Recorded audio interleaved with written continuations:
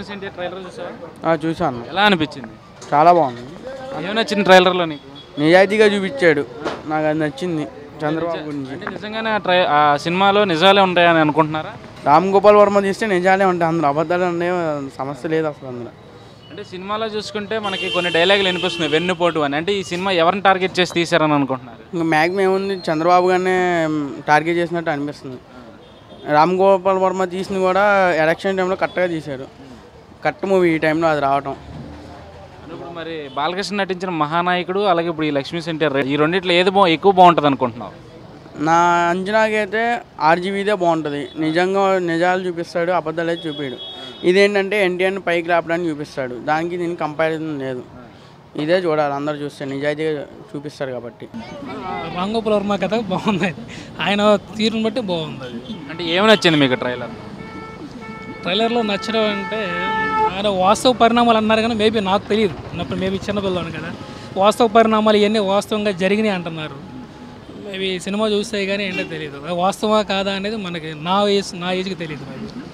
అంటే ట్రైలర్లో చూసుకుంటే కొన్ని మాటలు అయితే వినిపించినాయి, వెన్నుపోటు అని కొన్ని పెద్ద పెద్ద మాటలు అయితే వినిపించినాయి. అసలు ఈ అంతా చూస్తే అసలు ఎవరిని టార్గెట్ చేసినట్లుగా అనిపించింది మీకు? లైక్ చంద్రబాబు నాయుడు గారినే చూపించినట్టుంది క్లియర్గా. ఎందుకంటే వెన్నుపోటు అన్నప్పుడల్లా ఆయన ఫేస్ చూపించడం ఇదంతా జరుగుతుంది కదా. దట్టు ఫస్ట్ నుంచి కూడాను మన అసెంబ్లీలో కూడాను ప్రతిపక్షాలు ఎప్పటి నుంచో వెన్నుపోటు గురించి దాని గురించి కామెంట్స్ జరిగినాయి.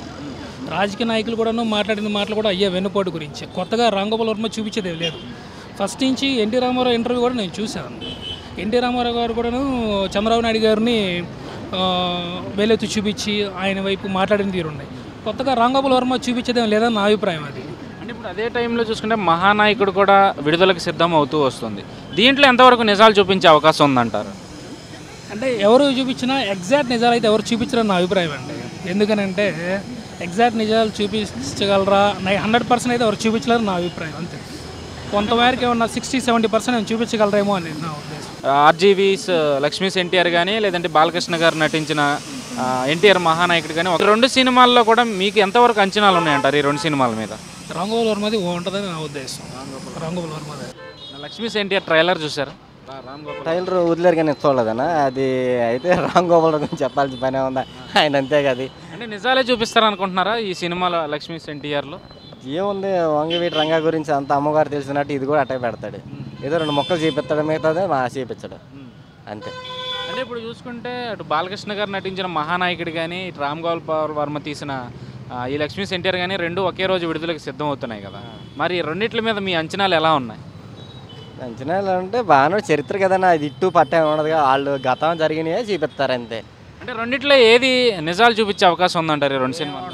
నిజాలంటే రెండిట్లో ఏ నిజాలంటే ఇప్పుడు రామ్ గోపాల్ వర్మ వచ్చేసరికి కొద్దిగా వీళ్ళ మీద ఇదిగా చూపిస్తాడు. ఇప్పుడు బాలకృష్ణ వచ్చేసరికి మన మీద ఫ్రాడ్ లేకుండా మనం ఉన్నది ఆ ఫ్రాడ్ ఆయన మహానాయకుడి గురించి చరిత్ర ఫ్రాడ్గా చెప్పకూడదుగా, ఇది గతం చరిత్ర అలా ఉండిపోవాలి. అది దాని గురించి ఫ్రాడ్కి తీసుకొచ్చి పెట్టడం అనేది మంచిది కాదు, ఎందుకంటే అది బుర్ర జల్లే కార్యక్రమం. అది అలా ఉంటే ట్రైలర్ అంటే ఇంక నేను టీవీ అంటే మార్నింగ్ వచ్చేస్తాను, చూడలేదు.